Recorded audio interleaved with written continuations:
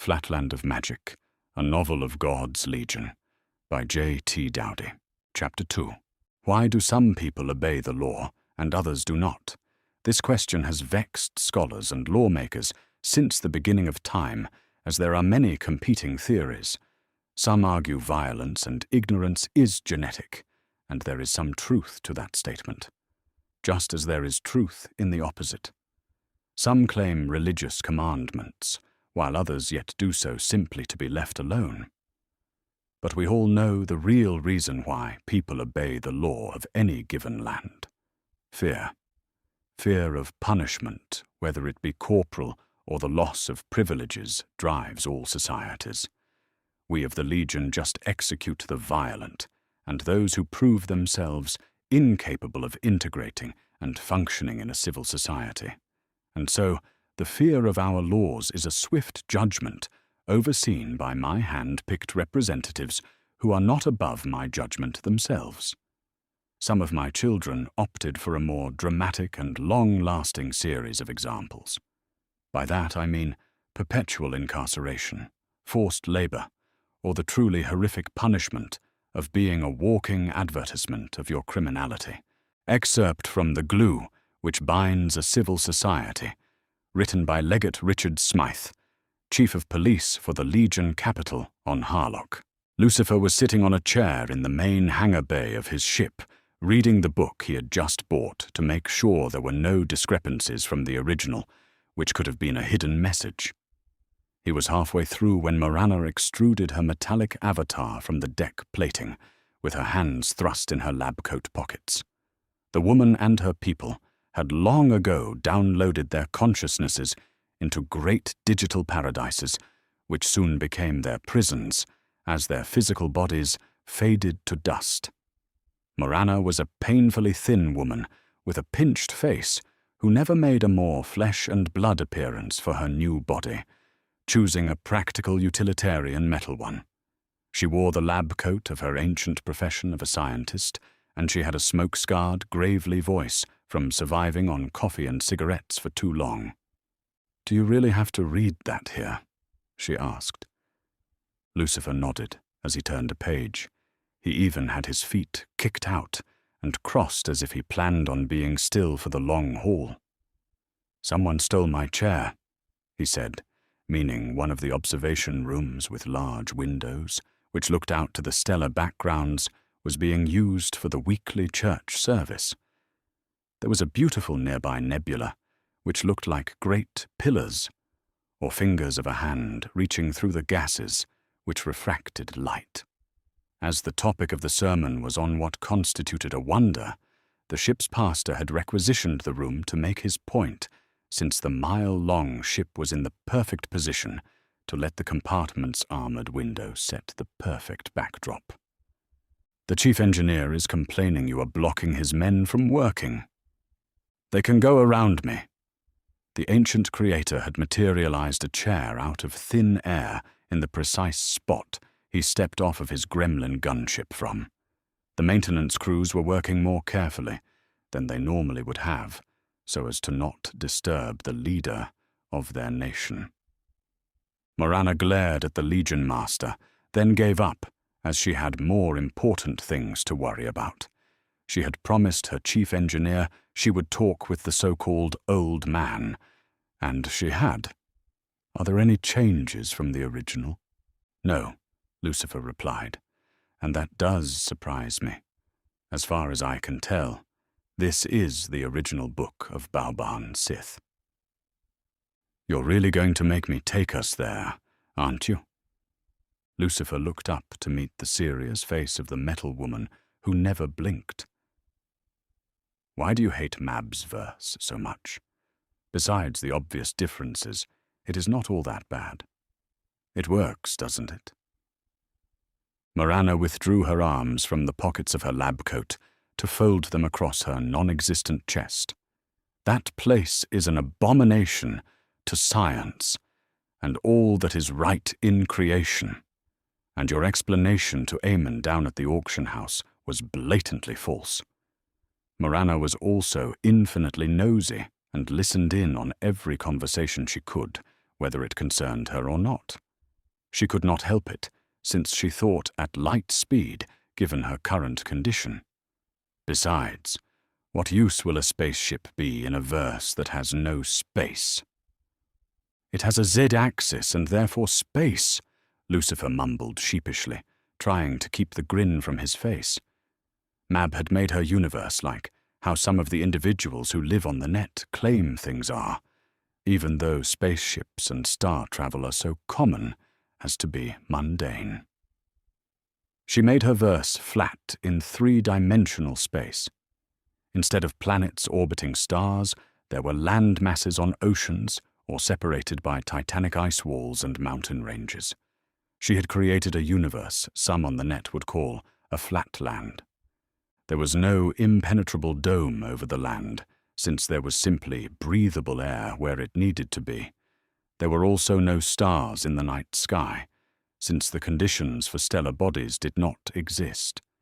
In fact, there was nothing in the sky except a perpetual twilight of just enough light to barely see by.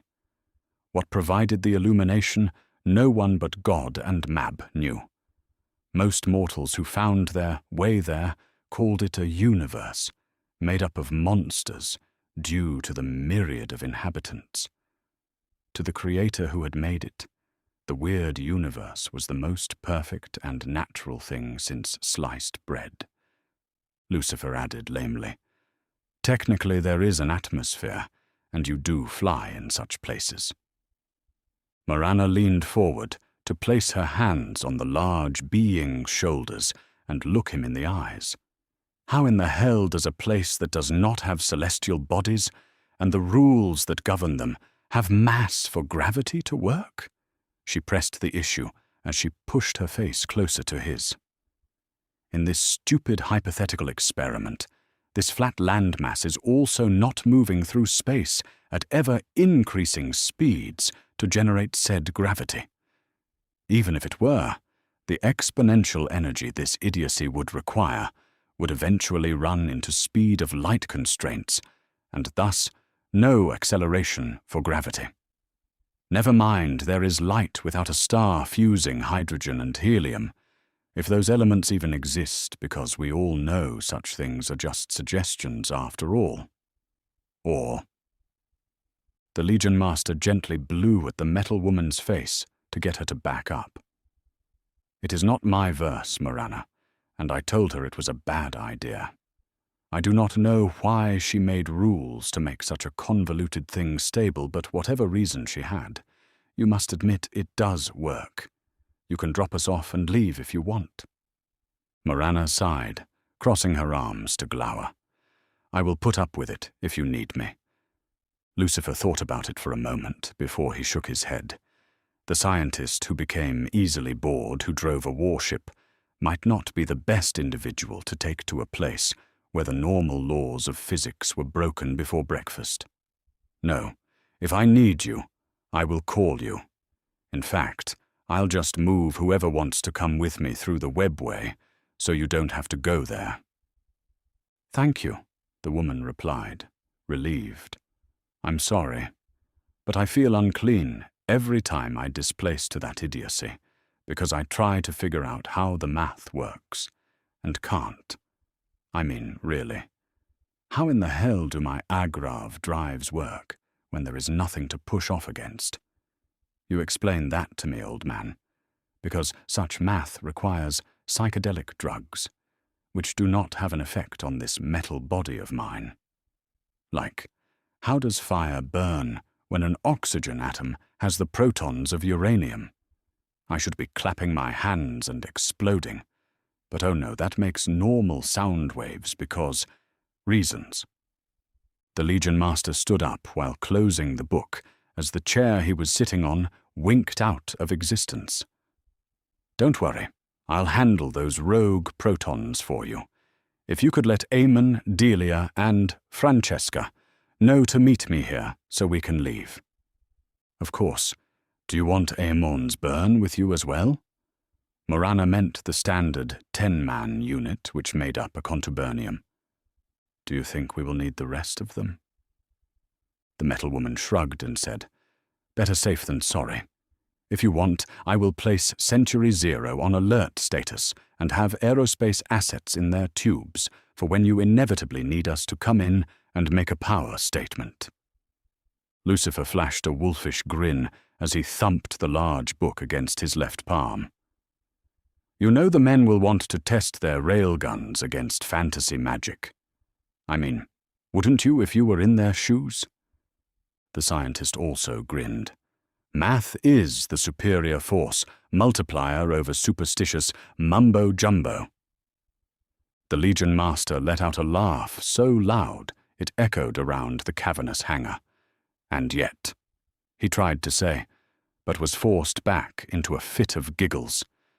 "It was my magic-like science that saved your life." "Crap, I'm sorry.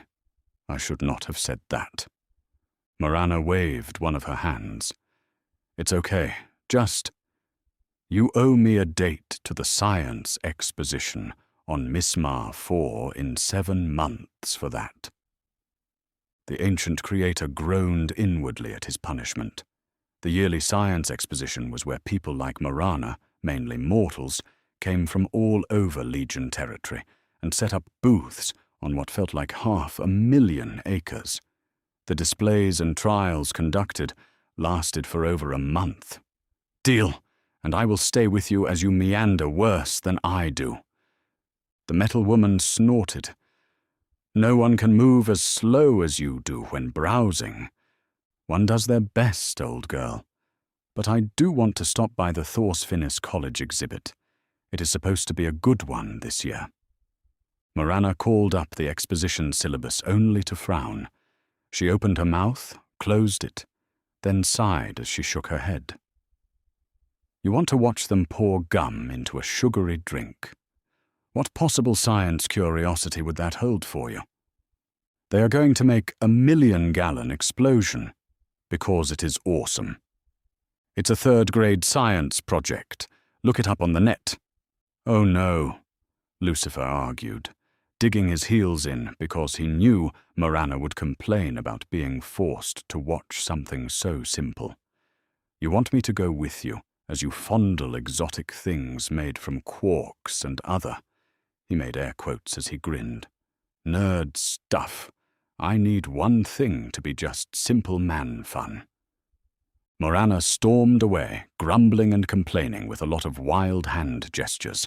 The Legion Master did not care. He knew he was going to have to drag her to the exhibit he wanted to see. But when the explosion happened, one of his oldest friends would jump up and down and squeal with glee because everyone liked to watch explosions. Delia was the first one to be ready to go, and she vibrated like an animated school child, waiting for the bell to dismiss her for the day, because she wanted to see something new and weird. The others arrived, including the core contubernium of the Legion Master's bodyguard, and everyone held hands to vanish from sight as the ancient creator moved them through the in-between places of the known universes to the place where physics cried in pain. There was no capital world in Mab's universe. Rather, there was a capital city called Tir Na Nog, which was located on an island with only one massive bridge connecting it to a main continent. The bridge spanned many tens of miles and was constructed to humble a person on the long journey to the island. Tir Na Nog would have been considered beautiful by almost anyone in the rest of the known universes. Yet the perpetual twilight and gloomy dark colors did not help the overall creepy feeling the city gave off. The walls of the city were over 300 feet high and made of a greenish crystal, which was proof to any magic other than the universe's maker. The city was originally made to be an administrative hub only, but the eons of high-ranking people complaining about the lack of commodities available within a reasonable distance finally saw Mab expand her capital to stop the incessant complaining. She even fixed the prices of goods in the city to cut down on the next series of inevitable complaints. Lucifer folded the party through the webway between universes to land 3 inches off of the bridge about a mile from the main gate. He wanted to appear in the city, but remembered the last time he did so caused a panic which turned into more of a diplomatic incident he cared to not repeat. The bridge was made of the same crystal, but the water around it gave it a more teal appearance. Helpfully, someone had provided illumination by way of decorative lanterns hung every 20 yards, which gave off a soft amber glow just strong enough to illuminate their assigned positions and mark the guardrails of the bridge. Almost immediately, the 9 members of Aemon's contubernium activated their optical camouflage and faded from visual sight. Delia looked around with a squeal of glee as she clapped her hands together while bouncing up and down on the balls of her feet. "Oh my God, this is so cool," she cried out, not caring who heard her. "We finally get to go to one of the weird places you keep talking about, love." "Yeah," the Legion Master replied, turning to look back down the bridge towards the mainland where several wagons were coming from. "All of you need to be careful here until you learn the spoken and unspoken rules. Court rules are pretty much the same as from back home, but there are subtle cultural differences." It took a while for the wagons to make it to the group, as they were overloaded and ponderous. The lead teamster hauled back on the reins to stop the pair of surly-looking griffins, which eyed the newcomers suspiciously. The Legion Master held up a hand in greeting to the teamster, who was dressed in all black. He looked like an average bipedal mortal. From anywhere, though, his head was a skeletal skull, which was wreathed in greenish-blue flames, the same color as the crystal walls of the city. Being on fire did not seem to bother the man. "Oh, good master, what news from the mainland?" Lucifer called out. The flaming man leaned forward to get a better look at the group, since he did not recognize any of them, or their fashions. He saw 2 tall beings, one in battered armor, and the other in faded servant's clothing. Delia's pale skin seemed to drink in the available light and glow slightly, and Francesca stood in her tall, polished boots. The collar of her purple jacket flared out under her ears like flower petals. Her coattails jutted away from her hips slightly, thanks to stiff ribbing. To the teamster, the women were obviously nobles out with their manservants. "I do not know your kind," the flaming man called back. All but Lucifer spoke the common language here, and the others had real-time translation, thanks to the pendants they wore about their necks. "Where do you hail from?" "We come from a different universe, one of science and machines instead of magic." Someone with a more elven face poked their head out of the wagon's front canvas flaps, only to be shoshed and pushed back in with a hand from the teamster. He said, "Your words mean nothing to me." He was not being rude, just stating a fact. "What is your business here?" "We are emissaries from our government to meet with Queen Mab." "Oh," the teamster said. The tension in his body relaxed, since it was the death penalty to claim to be a representative for a Fey nation and be found false. The people standing in front of him were almost to the gates of the capital city, and the likelihood bandits would be operating so close to the absolute power of the ruler was unlikely. "Well then, if you are who you say you are, it would be rude of me to not ask if we could save you a step or two." "Most kind of you, sir." "I am Delmond of Columns." "Lucifer," the Legion Master replied. He pointed to the others who were visible. "This is Aemon, our hired sword, and the 2 ladies are Princess Delia of the House of Montsenia and Queen Francesca of the House Altdorf." The teamster had no way of understanding where these people had come from or who these people were, but they had been very courteous and not spoken down to him, even though they were of the reviled nobility. Since the figure in the faded clothing was obviously the servant of the group, he gestured to the seat on the bench next to him. "Welcome aboard, though. I am afraid I do not have a carriage for the lady's comfort." "Oh, it is more than all right, Master Delmond," Delia said smoothly, as both she and Francesca came around the side of the lead wagon. "Just a place to rest our feet is more than enough. Thank you." Other ladies from various Fey groups quickly hopped out of the wagons to beckon the noble ladies over and help them up. Some were dressed in the best their village had, which was meagre, while others wore more common work attire. Eamon shrugged and said, "Thank you for the offer, but the weight of my armor would overload your wagon.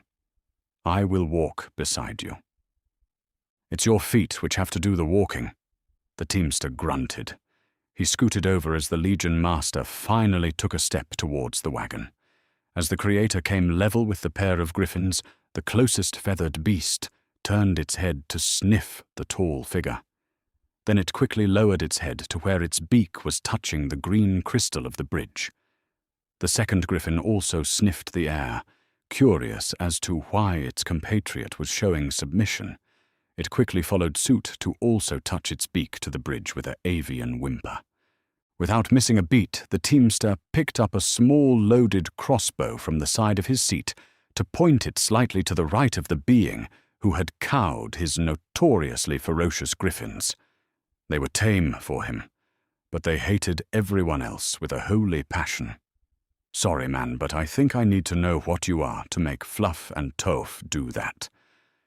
Eamon made no move to touch any of his weapons, as Lucifer sighed and let the silver light of creation slowly fill his eyes until they were blazing like beacons in the perpetual twilight.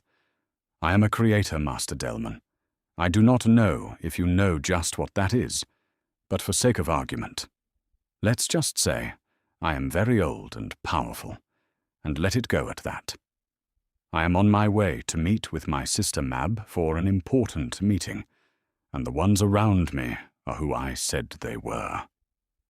The teamster was either a fool or he had seen a lot in his life, and so never flinched when the Creator let some of his soul come into this reality. He simply asked, "Do you swear by that?" Lucifer nodded. "I swear it, Master Delmond." "Okay then, climb up." The man with his skull on fire put the crossbow away, like it was just another day at the office. To all who lived under Queen Mab's domain, a vow was an absolute binding contract, backed by her will and power. Since the strange man had sworn to his identity, the Queen would have stripped him of any power if he had been lying. This might explain why the teamster had drawn a crossbow instead of preparing some combat magic. He knew personally the price of breaking such a vow. His flaming skull was an ever-present reminder to not break the Queen's rules in her domain. "Thank you," Lucifer said, moving to haul himself into the wagon seat as the teamster shook the reins to get the griffins moving. They both cried out in their roaring avian scream as they hauled on their yokes. After a few moments, the Legion Master spoke again. "What brings you to the capital, Master Delmond?" The man shrugged. "My town was chosen to bear the honor of supplying this year's knightly tourney with women. It is a great honor for my townsfolk to be claimed as prizes for the knights." The man's tone suggested he would rather eat shoe leather. He then added, "It is the only way for any of us to jump in station to something higher than grubbing in the dirt or plying the endless roads in search of coin." "I see. I take it your town is a smaller one?" "Yes. Each year more and more young folk leave our town for the prospect of better work with lords who are willing to actually pay for an honest day's work." He paused to spit a flaming glob of something over the side of the wagon. "I wish I could go back in time and kill the jackass whoever suggested paying serfs for their work. It is ruining the smaller towns like Columns because our lord does not have the money to countermatch his betters." "I am sorry, friend," Lucifer said, genuinely meaning it. "Your problem sounds like the plight of many I know. Things change, but not necessarily for the better. Can Columns afford to give its women away to the knights?" "No, but we have no choice. Our lord has to respond to the Queen's seneschal and give what the crown wants, or he will lose his land grant, and then we would all be in trouble. At least, that is what the old codgers at the tavern kept saying. If he asked me, I would have told our lord to pick one girl from each of the towns in his domain. I have no idea why he pulled all of them from our village. These are our best maidens, and with them gone, more young men will leave. The Legion Master shrugged. It is the Lord's prerogative to do as he pleases. Yet, just because he has power does not mean he has the brains to use it. I don't know no prerogatives, but you seem to make more sense than he does. The pair fell silent as the hour drug on until the lead wagon rumbled up to the massive crystal gates, which were as impervious as the city walls. A platoon of soldiers were in the middle of shift change, and the gates were standing half open. The outgoing squad formed ranks and marched back into the city, and the guard lieutenant of the new group came up to the wagon, being careful to stay out of the reach of the griffins. "State your business," he called out with a raised hand. The teamster cleared his throat and spoke with a clear voice. "I am delivering the women for this year's tourney, as directed by my lord, the Baron Freundstein." The lieutenant looked to the armored giant standing next to the wagon, then to the equally large individual seated above him, wearing a clothing style he had never seen before. "Who are the foreigners with you?" Lucifer spoke next. "We are emissaries from a far-off land, come to seek an audience with Queen Mab. Master Delman was kind enough to give us a ride over the bridge." The officer thought about it for a moment, then decided it was none of his business to bother such people. He looked back to the man with the flaming skull for a head. "Stand by for inspection, then you may pass. Men, search the wagons." Immediately the soldiers began moving, also keeping wide of the griffins.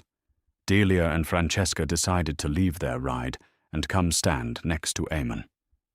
The officer looked to the two beautiful women who could never have been mistaken for commoners, and who were dressed in clothing only the nobility could afford. He bowed deeply and said, "Ladies, welcome to Tir na Nog. Do you require suitable transportation to the castle?" Delia took the lead at an almost imperceptible gesture from the Legion Master. "That would be most kind, sir. We will also need a place to freshen up before meeting Her Majesty. It has been a long and tiring journey for us. I will see to your needs personally." The officer left to return to the gatehouse and sent a runner into the city. Delia looked to the teamster and gave a wink. "Thank you for the ride, Master Delmond. I think we will be taking our leave of your hospitality now. If we do not, you will have to deal with us noble types longer than I think you wish to, not to mention all of those perfumed flunkies and courtiers from the castle." The flaming skull nodded, grateful to not have to put up with the nobility and the ensuing parade of soldiers. "Welp," Lucifer said, reading the room and jumping from the wagon. "Thank you, good master. I pray you have a safe journey back home."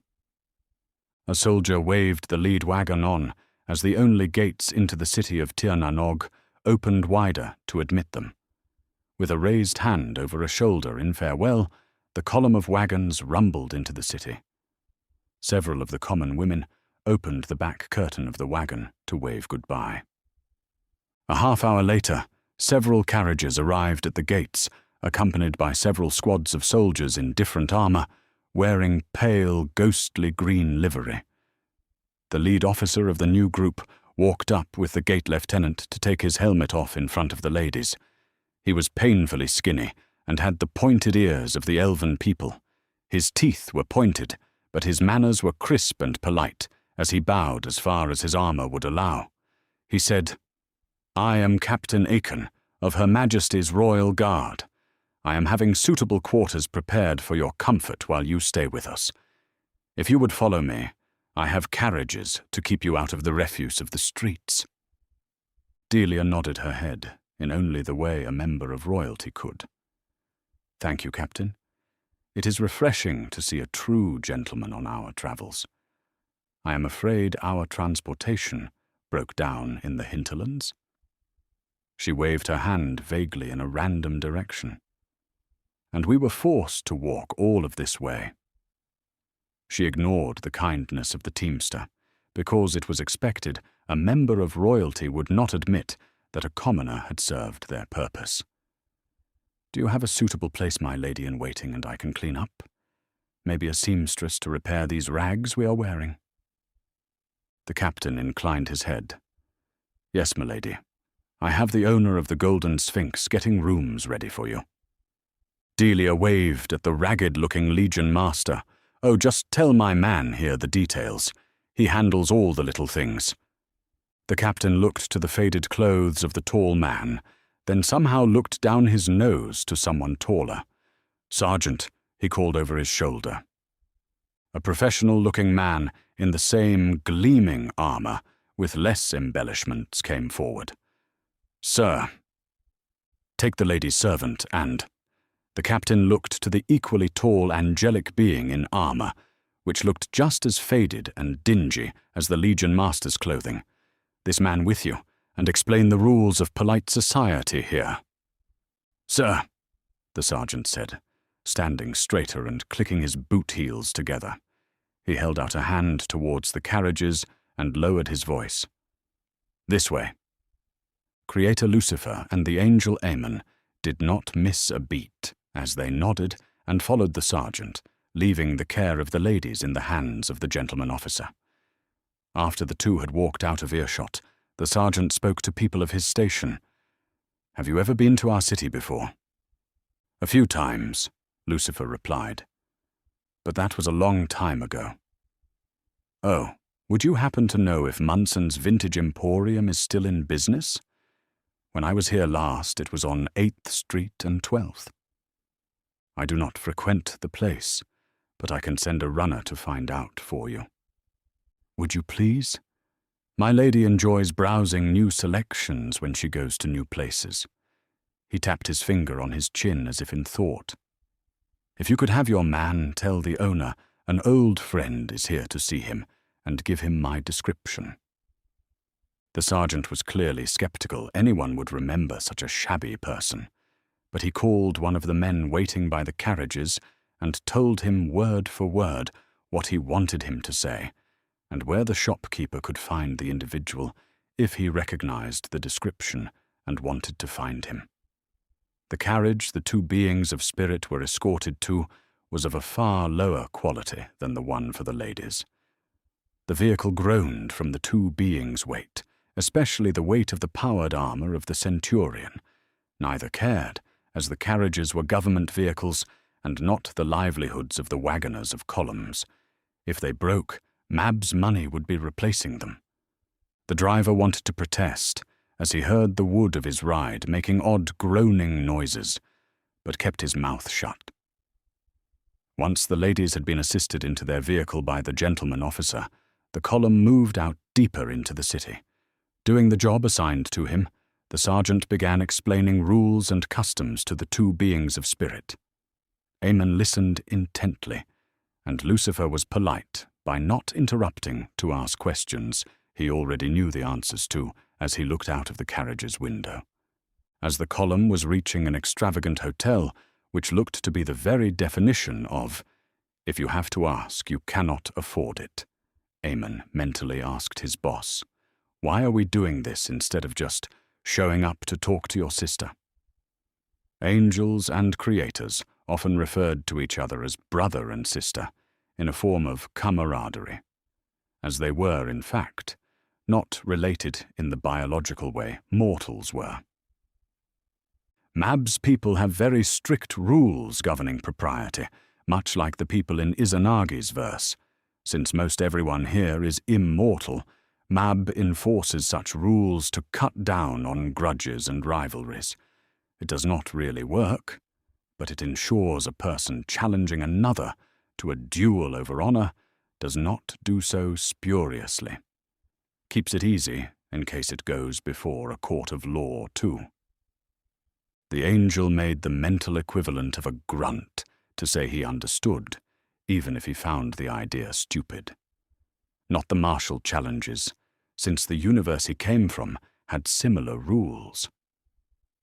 The carriages pulled up in front of the Golden Sphinx as servants ran out with wooden planks to keep the occupants' shoes out of the mud. The ladies went first, escorted by the Captain Aiken. There were no planks for the second carriage, and Eamon made a point of landing hard on the cobblestone street made of a shimmering grey stone. The hard landing and the jingle of the copious amounts of honor chains on his armor drew the attention of the soldiers formed up around the nobles. The honor chains were jewelry-sized rings which were linked together, which served as merit medals in other nations' militaries. Each link was inscribed with the name of the place the wearer had fought a battle and survived. Underneath the angel's load-bearing gear and equipment, he looked to be wearing a coat of mail, complete with boot toppers like the decorative fringe on moccasins. It need not be said that the ancient angel had trucks worth of the little rings somewhere back home collecting dust. There were whispered murmurs through the surrounding troops about just what the massive being was, as soldiers recognized a fellow soldier. The smarter soldiers of Creator Mab knew the difference between slovenly kept gear and equipment and the hard-used state of the newcomer. Lucifer landed gracefully and quickly moved to the front doors with a grin on his face. He opened the doors with the grand flourish of someone having way too much fun and announced in a booming voice, "Emissary of the Akaru Empire, Princess Delia Monsignor, Lady Francesca Altdorf of House Altdorf." Without showing any emotion, the too pale woman entered the Grand Hotel to pause in the doorway as if she had seen better. Without having to wait more than a few seconds, the owner of the hotel came forward to bow before Delia. When he spoke, he kept his eyes respectfully downcast. "Highness, please accept the hospitality of this humble establishment." "We shall see." Delia replied with the cold air of indifference, even though the hotel was far from humble in any society. Rare woods and stone from all across Mab's domain had been expertly fitted by skilled artisans. End tables which cost more than most people's houses had small statues of the many different cultures found in the Mab's domain. "Where is our room?" "This way, milady." The owner quickly turned on his heels to lead the way to the top 5th floor and down a long red-carpeted hallway. He opened a carved set of double doors into what could only be described as a miniature palace. He stood to the side of the double doors with his hands clasped in front of him, contemplating his navel. "What else will you require, Highness?" Delia waved her hand in an imperious gesture. "We would like a bath, and we were told a dressmaker will be made available." "There is an attached bath on the right of the suite. The water is already prepared. The dressmaker is being roused as we speak and will be here post-haste. Leave us now. My servant will get you if we require anything else." The hotel's owner left the area perhaps a bit too quickly for good taste, and the captain inclined his head and said, "I shall leave you now and inform my queen you have arrived. There will be guards downstairs who know how to reach me in case you have need of me." "Oh, Captain?"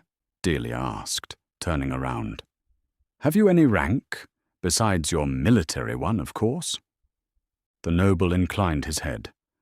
"I have a marquessate to the east, on the border between the Wolfman and the Vampiri. By your leave, then, Princess. Until tomorrow, Margrave Aiken. Thank you for the pleasurable company." The captain bowed slightly, then quickly left to go about his duties. Eamon closed the door, while Lucifer let out a low whistle, then said, "Your new friend has some serious clout there." Delia began taking off her clothes, because she really did want a bath before the water became cold. "He did seem like a serious man," she said, moving quickly to test the perfumed water in a marble bathtub large enough to be considered a lake. Francesca snorted and argued. More like a pinched pain in the arse with no sense of humour. Gods above, can you imagine sitting next to him at some stuffy state dinner? I bet he even wipes his lips with a napkin between each bite. It just wouldn't do to appear to be a knave in front of your peers. Lucifer agreed. Whatever you do, do not underestimate that man. One of the ways my sister keeps the peace is by assigning stern, unbending people like the Margrave to buffer states between the larger nations, and he has probably landed in one of the worst places to be on account of how much the werewolves and the vampires hate each other. Technically, other nations here do war with each other also, but they must petition the Queen before mustering. She sets overall guidelines for the war, such as how much territory either side could take, and what is considered a viable military target. Now that's just retarded, Aemon complained. Lucifer shrugged. It's worked well enough to keep wars from turning into battles of grinding attrition, which strip the land of its economic value. The Margraves, like our Captain Akan here, are invaluable for acting as Mab's enforcers during these conflicts, and have the authority to call a halt to hostilities if one side is getting mauled too bad. The ancient being moved to flop into an oversized couch with a garish print. A glass of his favorite wine winked into existence in his hand, and he took a long drink. The werewolves and the vampires hate each other so much they are about as close to the concept of outright rebellion against the Queen's authority as you can get. Before the current Margrave stepped in and gave both sides the boots medium style, that region was one of the least prosperous in my sister's domain. Now the Margrave's men escort trade caravans from both the wolves and bloodsuckers back and forth, and ensure the rules of Mab are enforced in their perpetual war, which means the good captain is an exception for his people, as the elves are normally known to be more. He made air quotes with his free hand. Watch the world burn as we sit on the sidelines and do nothing kind of folk. Do not let his urbane nature fool you. He is as ruthless as our centurion here when he needs to be, which is every time he returns home. I wonder how good he is with that sword of his, Aemon asked, genuinely curious. About on par with any of the mortals in Zero, but he is not as fast as an angel from back home. What are the werewolves and vampires? Francesca said. What are they like? The Legion Master thought about how to respond. You will find most of the beings in creation generally all share the same traits, regardless of what culture they come from.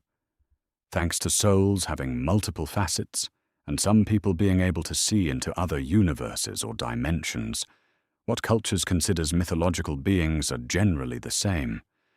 You can thank me for setting the ground rules for that way back when, by the way. The werewolves are not people who turn into wolves on the full moon, though once a month is when they are the most aggressive. They are just really hairy people who have claws instead of fingernails, maybe a muzzle full of fang-like teeth in the more poorer districts due to familial inbreeding. Okay, fine. They are large bipedal wolves with opposable thumbs. He took a drink. The vampires look like the elves, generally, and they could be best described as Delia's people if they required something more than touch to steal someone's soul. Makes sense, the centurion said. Francesca's people have been conditioned to only feed on sentient souls during the act of sex, so why not find another way to do it? Basically, Lucifer agreed. The Legion Master had to force himself to stop crushing his wine glass, or it would explode. Did Mab listen to me when I told her not to make people who eat souls? Hell no. Of course not. All of my hard work, tearing bits and pieces of myself off to make each and every one of you, and what do I get for it? Delia stopped the incoming angry rant as she quickly threw one of the hand towels in the bathroom at the ancient being sitting on his couch. She spoke softly. I did not ask to be made this way, love. Neither did Francesca, or any one of our peoples. Do not blame us for the actions of the individuals who made us. The original creator pinched the bridge of his nose and closed his eyes as if he was unimaginably tired and frustrated. I know, it's just. Never mind. The ancient being stood up, and the wine glass vanished back into wherever it was stored. I'm going to go for a walk and see an old friend in his shop. I want all of you to remember what we saw on our way here.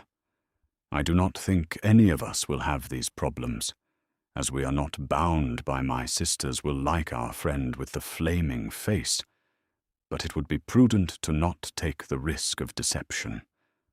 Guard what you say carefully. I'll be back after a while.